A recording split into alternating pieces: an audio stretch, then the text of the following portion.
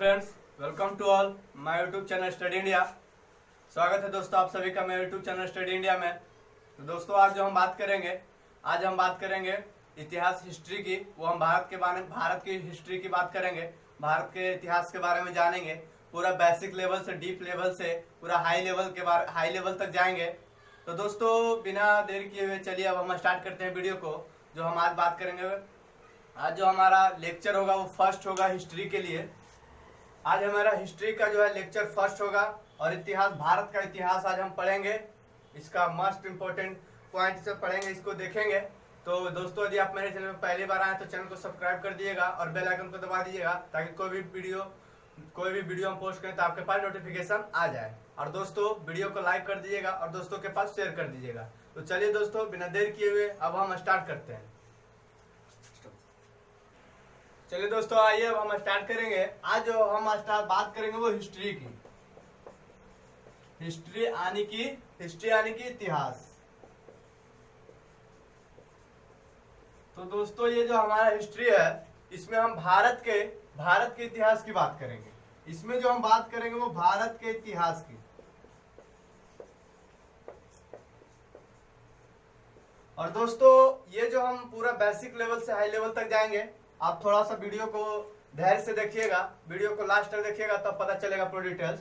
तो जो हम भारत के इतिहास के बारे में जब जानेंगे तो जो भारत में बहुत सारी ऐसी घटनाएं थे, भारत में बहुत सारे ऐसा घटनाएं था जो पहले हुआ था, उसको अब हम बुक में लिख करके पढ़ रहे हैं। ये हमारा इतिहास था भारत का। जितने भी पिछले घटनाएं हुए थे बहुत पहले ईस्वी में जो भी घटना हुआ था उसको हम पढ़ेंगे।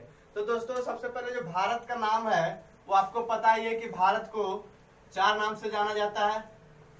भारत को 4 नाम से जाना जाता है। एक इंडिया भी बोलते हैं इसको, और इसको एक आर्यभट्ट बोलते हैं, और हिंदुस्तान भी बोलते हैं इसको, और एक भारत भी बोलते हैं। ये हमारा 4 गो हो गया।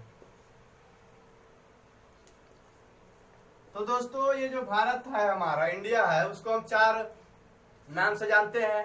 ये तो सभी लोग जानते हैं। तो दोस्तों जब भारत के इतिहास में जब हम बात करेंगे तो जब भारत के इतिहास जो हमारा था वो भारत के इतिहास 3 प्रकार से बांटा। कुछ वैज्ञानिक लोग जो है वो सोचे कि अगर सभी को एक ही कैटेगरी में हम रखेंगे तो दिक्कत हो जाएगा। तो भारत के इतिहास को जो है 3 कैटेगरी में बांटा।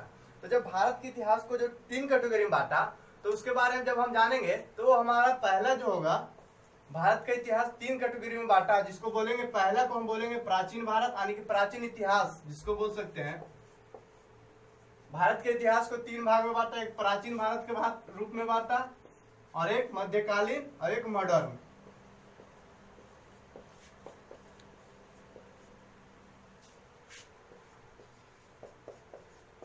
एक मॉडर्न यानी कि आधुनिक भारत। 3 प्रकार से बांटा इसको बहुत सारे वैज्ञानिक ने। ये पुराने हिस्ट्री को, इतिहास को सब 3 अलग अलग पार्ट में बांट दिया, और इसमें कुछ अलग इंपॉर्टेंट बात बांट दिया, इसमें कुछ अलग इंपॉर्टेंट बात था, और इसमें कुछ अलग इंपॉर्टेंट बात था। तो दोस्तों इस प्रकार से बांट दिया हमारा इंडिया के हिस्ट्री को, इंडिया के इतिहास को। तो जब दोस्तों अब हम बात करेंगे, अभी जो बात करेंगे वो हम बात करेंगे कि प्राचीन भारत की।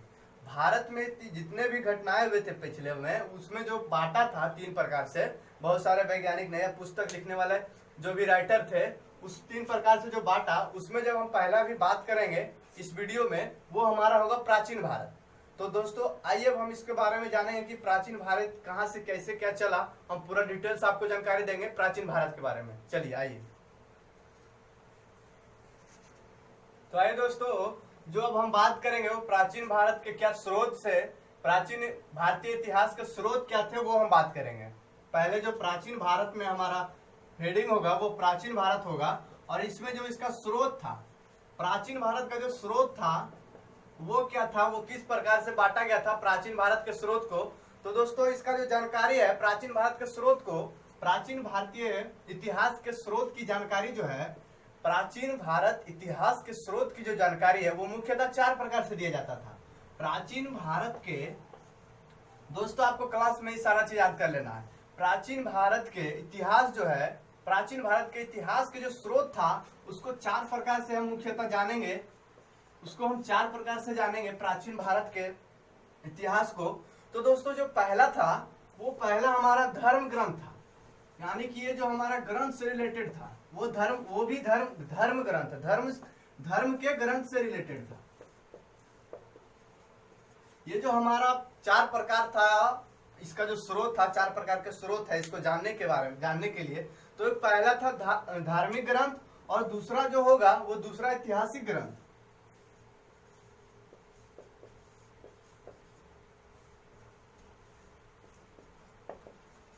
दोस्तों हैंडराइटिंग में थोड़ा प्रॉब्लम है, क्योंकि वो बोर्ड पे लिखने में वैसे भी थोड़ा दिक्कत होता है, तो वैसे कोई बात नहीं। हैंडराइटिंग से आपको क्या मतलब है, लैंग्वेज आपको पता चल रहा है ना।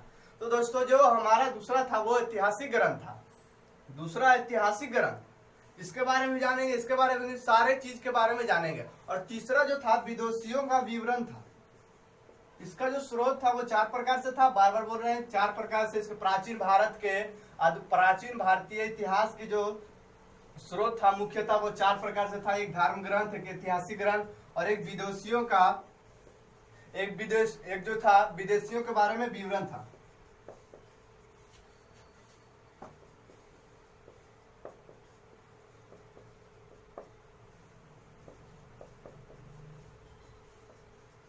दोस्तों ये तीसरा जो हमारा है वो तीसरा है विदेशियों का विवरण, और एक जो था पुरातत्व संबंधी साक्ष्य, पुरातत्व संबंधी साक्ष्य।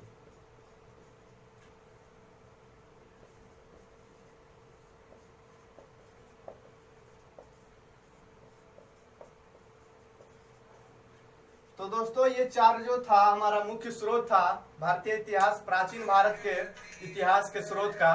तो दोस्तों ये जो हमारा होगा धर्म ग्रंथ, ऐतिहासिक ग्रंथ, विदेशियों का विवरण, और एक था पुरातत्व संबंधी साक्ष्य। ये हमारा 4 प्रकार से था, और इसके बारे में भी हम पूरा डीपली से जानेंगे कि धर्म ग्रंथ क्या था, और ऐतिहासिक ग्रंथ में क्या था, और विदेशियों का विवरण में क्या था, और पुरातत्व संबंधी साक्ष्य क्या था। तो इसको पहले नोट्स कीजिए, उसके बाद फिर हम जानेंगे इसके बारे में भी।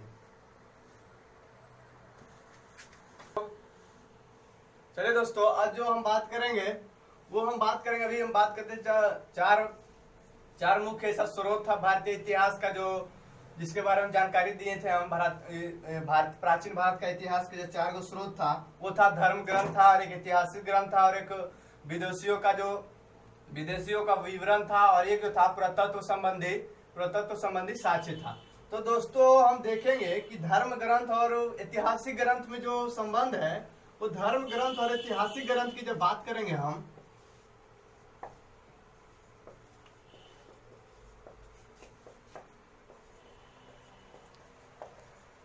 तो दोस्तों इससे रिलेटेड जो बात है हमारा धर्म ग्रंथ एंड ऐतिहासिक ग्रंथ, इससे रिलेटेड बात जो है दोस्तों, जब धर्म ग्रंथ की हम बात करेंगे तो इसमें जो दोस्तों सबसे प्राचीन जो धर्म ग्रंथ है, सबसे पहला जो धर्म ग्रंथ है वो भारत का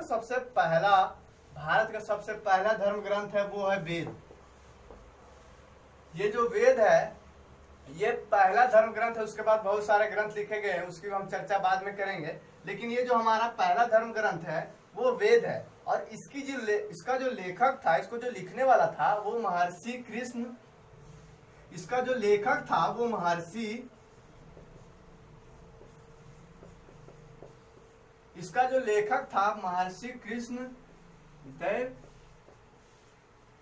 कृष्ण द्वैपायन। थोड़ा नाम टेढ़ा था दोस्तों, द्वैपायन वेद व्यास इसको बोल सकते हैं, इतना लंबा चौड़ा नाम था इसका, महर्षि कृष्ण द्वैपायन वेद व्यास। ये जो वेद के लेखक जो थे हमारे महर्षि कृष्ण द्वैपायन वेद व्यास थे, हमारा वेद के लेखक। इसको ये जो थे दोस्तों, इसका जो लेखन किए थे, और इसको जो है 4 प्रकार से बांटे थे वेद को। दोस्तों जो वेद था, वेद को 4 प्रकार से बांटे थे, तो वेद के बारे में भी हम जान लेंगे। इसकी जानकारी तो हर एक स्टूडेंट के पास है, लेकिन फिर भी जानेंगे हम।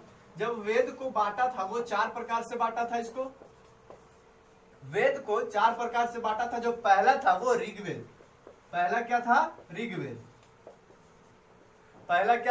ऋग्वेद। दोस्तों एकदम वीडियो के साथ साथ ही दोस्तों आपको इसी क्लास में ही सब सारा चीज याद करना होगा, सारा चीज आप याद कर लीजिएगा आसानी से, टेंशन नहीं लीजिए। पहला जो था वो ऋग्वेद था, और दूसरा जो था वो यजुर्वेद।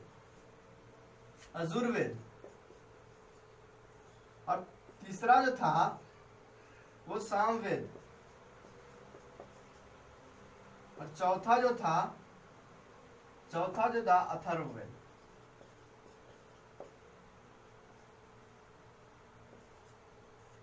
चौथा जो था वो अथर्ववेद था, अर्थात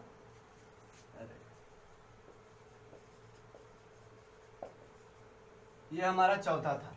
वेद को 4 प्रकार से बांटा था, ऋग्वेद, यजुर्वेद, सामवेद, अथर्ववेद। तो ये दोस्तों वेद की बात किए थे हम। तो दोस्तों इससे पहले एक हम चीज और बात करेंगे। एक जो हमारे बहुत सारे दोस्तों को कंफ्यूजन रहता है कि एडी और बीसी, एडी और बीसी के बारे में हम बात करेंगे। एडी है और एक बीसी है। तो दोस्तों पहले तो बीसी होगा, उसके बाद एडी होगा। तो पहले बीसी की चर्चा करेंगे, उसके बाद एडी की चर्चा करेंगे। तो दोस्तों जो बीसी है इसको बोलेंगे हम ईसा मसीह के जन्म से पूर्व, यानी बिफोर ईसा मसीह के जन्म के पूर्व।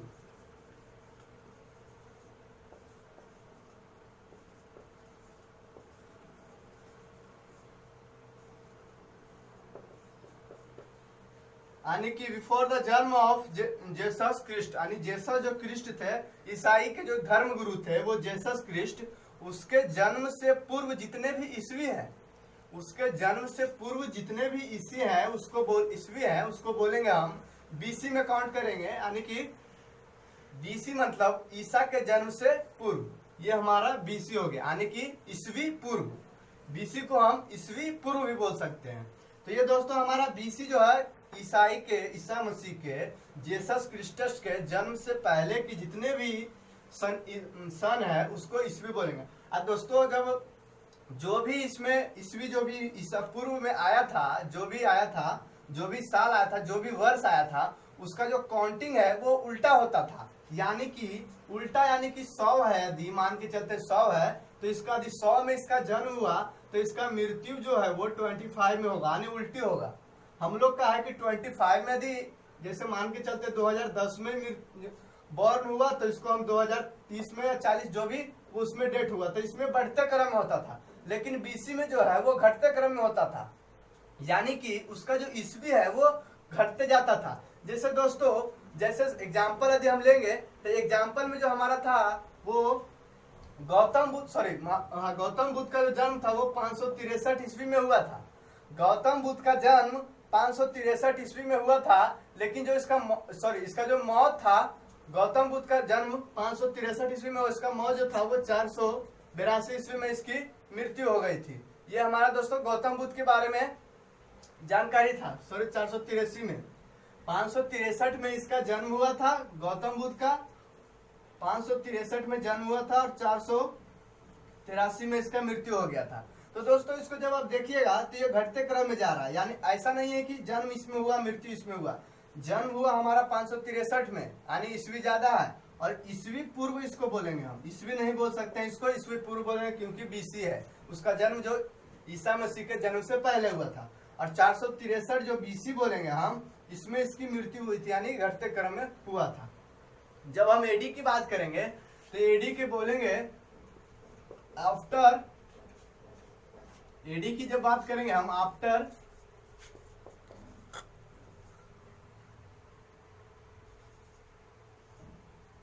डिमोन। एडी में जब हम बात करेंगे वो हमारा था आफ्टर डिमोन था, यानी कि ईसा मसीह के जन्म के बाद, ईसा मसीह के जन्म के बाद जितने भी ईस्वी हैं उसको, ईस्वी को जितने भी ईस्वी है उसको हम ईस्वी बोल सकते हैं। ईसा मसीह के जन्म के बाद, ईसा मसीह के जन्म के बाद जितने भी सन आए हैं उसको हम ईस्वी बोल सकते हैं। और ईस्वी जो है दोस्तों एक लैटिन वर्ड है, इसको भी आप ध्यान रखिएगा। ईस्वी जो भी है वो एक लैटिन वर्ड है, ईस्वी एक लैटिन वर्ड है, इसको डिनोट इस प्रकार से करते हैं। तो एडी के बाद जो भी होगा उसको हम ईस्वी के रूप में जानेंगे, यानी कि 1 एडी, और ये जो है बढ़ते क्रम में जाएगा। जब भी 1 एडी आएगा उसके बाद हमेशा 2 एडी आएगा, यानी कि जन्म इसका 1526 एडी में हुआ तो उसका मृत्यु हो जाएगा 1540 या 30 एडी में, जो भी हो बढ़ते क्रम में आ जाएगा, उसको बोलेंगे हम एडी। तो हमारा ये बीसी और एडी का बेसिक चर्चा था। उसके बाद हम बात करेंगे आगे पॉइंट की, तो इसको दोस्तों पहले आप नोट्स कर लीजिए।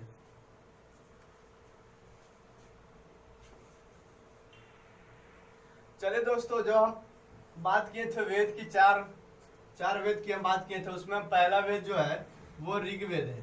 तो ऋग्वेद के बारे में हम कुछ जान लेते हैं, इसकी जानकारी कुछ देख लेते हैं कि इसका लेखक कौन था और इसका क्या क्या इसमें था।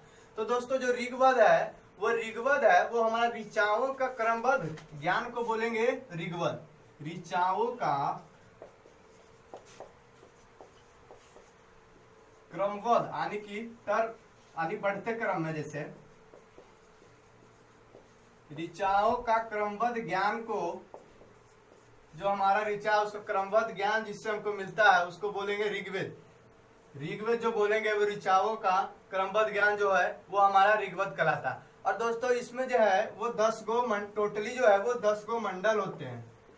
मंडल की बात आगे करेंगे हम। ये हमारा 10 गो मंडल होते हैं, 10 गो मंडल होते हैं दोस्तों। और इसका जो लेखक था, ऋग्वेद के लेखक जो था वो विश्वामित्र था। ये दोस्तों सबका पता होगा। ऋग्वेद के लेखक कौन थे? ऋग्वेद के लेखक विश्वामित्र थे।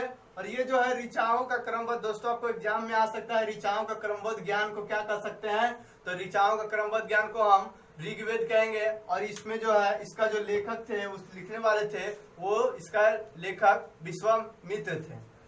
और दोस्तों ऋग्वेद में जो है वो टोटल 10 गो मंडल होते हैं, ये बात याद रखिएगा। और 1028 जो है वो सूक्त होते हैं, 1028 सूक्त होते हैं। 1028 जो है वो सूक्त होते हैं, यानी कि विकल्प यानी कि वाल खिल्फ जो है पाठ है, यानी 11 को जो इसमें जो होते हैं वो सूक्त सहित होते हैं वैकल्पिक पाठ में। तो दोस्तों ये सब समझ में नहीं आएगा, सूक्त साफ ये सब। तो दोस्तों इतना याद रखिएगा कि 1028 जो इसमें सूक्त होते हैं और 10 गो मंडल होते हैं। और ऋचाओं के क्रमबद्ध ज्ञान को हम ऋग्वेद कहते हैं। और इसका लेखक जो था वो विश्वामित्र था। तो दोस्तों ये हमारा ऋग्वेद के बारे में चर्चा था। इसके बाद हम बात करेंगे यजुर्वेद की। तो दोस्तों इसको आप पहले नोट्स कर लीजिए,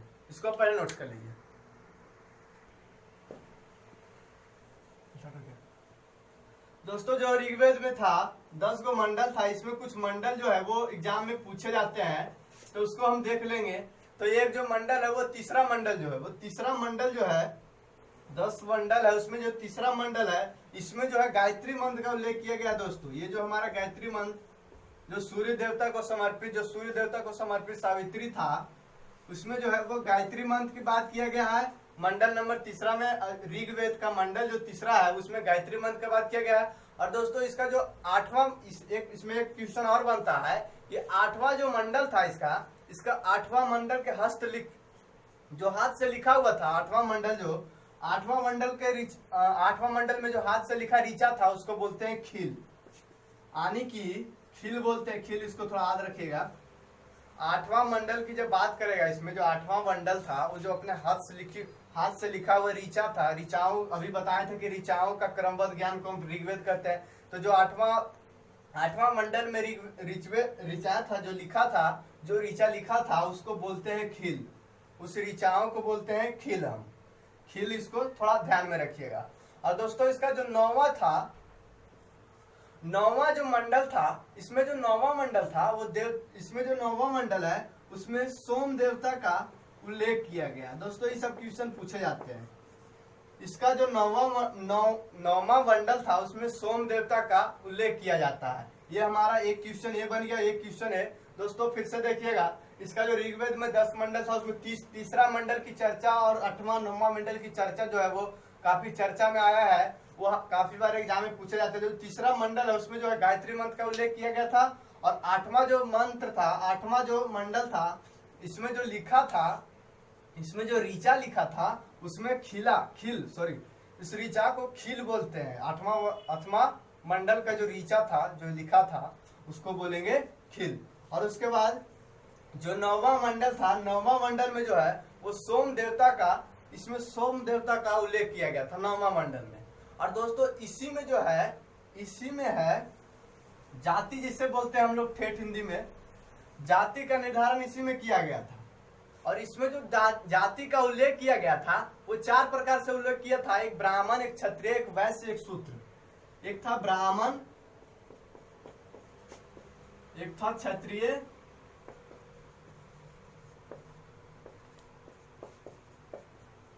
एक था वैश्य एक क्षुद्र। तो दोस्तों इसकी जानकारी तो आप सभी को होवे करेगा कि ब्राह्मण क्या था, क्षत्रिय क्या था, वैश्य क्या था, क्षुद्र था। लेकिन ये याद रखिएगा कि क्वेश्चन में पूछ जाए कि ब्राह्मण की जो उल्लेख किया गया था वो किस ऋग्वेद में था, तो उसको बोलेंगे हम ऋग्वेद में था। और क्षत्रिय वैश्य क्षुद्र ये 4 प्रकार से इसको हम इसमें जो है जाति का निर्धारण किया था। इसमें ब्राह्मण क्षत्रिय वैश्य क्षुद्र, इसको आप याद रखिएगा। तो चलिए दोस्तों ऋग्वेद में इतना ही था। उसके बाद हम बात करेंगे यजुर्वेद की। तो दोस्तों आज जो हम इसमें जो है यजुर्वेद के बारे में बात करेंगे। यजुर्वेद जो था, यजुर्वेद में दोस्तों इसमें जो है वो सस्वर यानी कि स्वर और इसका जो मंत्र, स्वर से जो मंत्र निकलता है, इसमें जो मेनली रूप से मानिए कि मंत्रों का चर्चा किया गया था, वो था यजुर्वेद था। मंत्रों का चर्चा जो है वो यजुर्वेद था। और इसी में जो दोस्तों बलि के समय अनुपालन के लिए जो नियम था, बलि के समय जो अनुपालन का नियम जो है, क्वेश्चन में आएगा बलि के समय अनुपालन का नियम।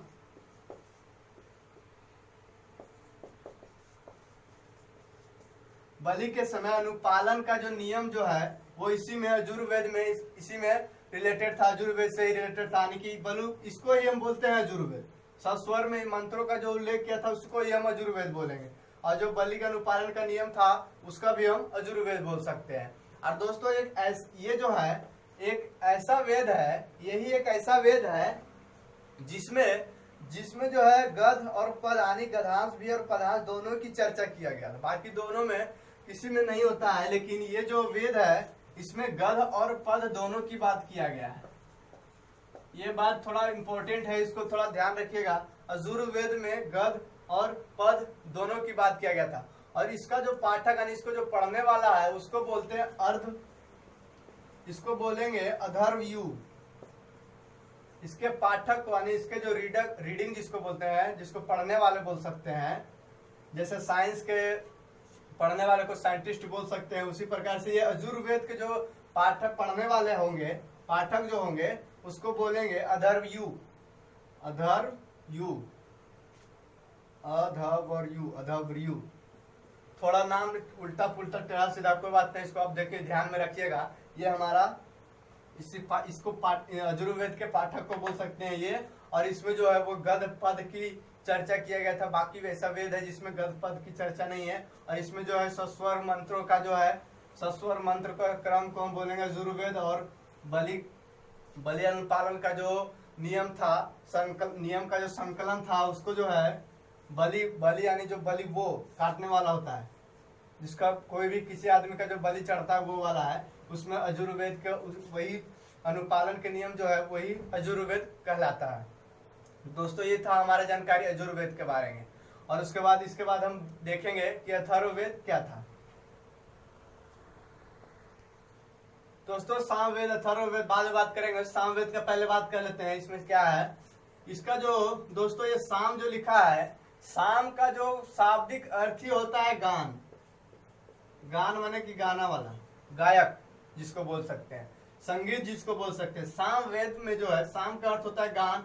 और इसमें जो है गान की चर्चा यानी संगीत की चर्चा बोलेंगे हम। इसमें संगीत की चर्चा हुई है हमारे सामवेद में।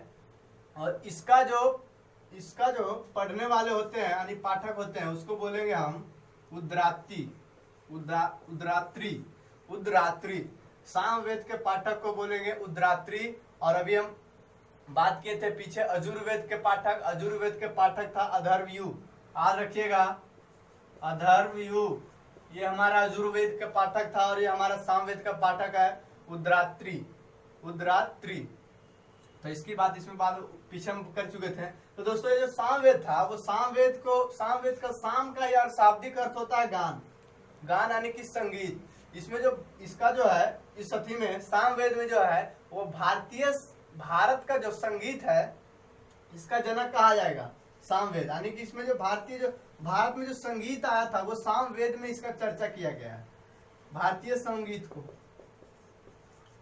ये हमारा सामवेद था। और दोस्तों इसके जो पाठक थे उसको बोलेंगे उद्रात्री। उद्रात्री। सामवेद के पाठक को बोलेंगे उद्रात्री। और इसमें दोस्तों, इसमें जो है मुख्य रूप से ऋचाओं यानी कि मंत्रों का उल्लेख किया गया है। ऋचाओं यानी कि मंत्रों का उल्लेख किया गया है। इसमें जो है मुख्य रूप से ऋचाओं यानी कि मंत्रों का उल्लेख किया गया है। इसमें मुख्य रूप से ऋचाओं, दोस्तों पीछे ऋचाओं की चर्चा हो रहा था लेकिन आपको समझ में नहीं आ रहा होगा, लेकिन ऋचाओं यानी मतलब होता है मंत्र। इसमें जो है मंत्रों का उल्लेख किया गया था। इसलिए दोस्तों बोलते थे हम कि शुरू से अंत तक वीडियो देखिए, उसमें कौन ऐसा पॉइंट आ जाएगा जो आपको नहीं मिलेगा पहले, बाद में मिल सकता है। तो ये दोस्तों हमारा ऋचाओं मतलब मंत्र होता है। और इसमें जो है मंत्रों का मेनली रूप से उच्चारण किया गया था। ये हमारा सामवेद था। दोस्तों आज के लिए हम इतना रहने देते हैं, मिलते हैं नेक्स्ट वीडियो में इससे भी धमाकेदार टॉपिक के साथ, इससे भी धमाकेदार पॉइंट के साथ। दोस्तों वीडियो को आप दोस्तों के पास शेयर कीजिएगा और वीडियो को लाइक जरूर कर दीजिएगा। और यदि आप मेरे चैनल पर पहली बार आए तो चैनल को सब्सक्राइब कर दीजिएगा और बेल आइकन जरूर दबा दीजिएगा। तो ठीक है दोस्तों, आज के लिए इतना ही, मिलते हैं नेक्स्ट वीडियो में। जय